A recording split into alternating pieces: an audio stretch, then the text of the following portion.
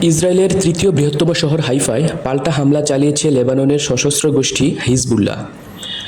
Israeli আকাশ প্রতিরক্ষা ব্যবস্থা উপেক্ষা করে হাইফা ও তিবেরিয়াস শহরে আঘাত হেনেছে হিজবুল্লাহর রকেট। আহত হয়েছে অন্তত 10 জন।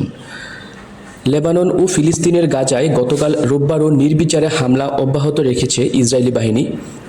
এর পাল্টা হামলা হিসেবে হামলা চালিয়েছে হিজবুল্লাহ গোষ্ঠী। ইসরায়েলের হামাসের হামলার 1 বছর পূর্ণ হলো আজ সোমবার 7 অক্টোবর।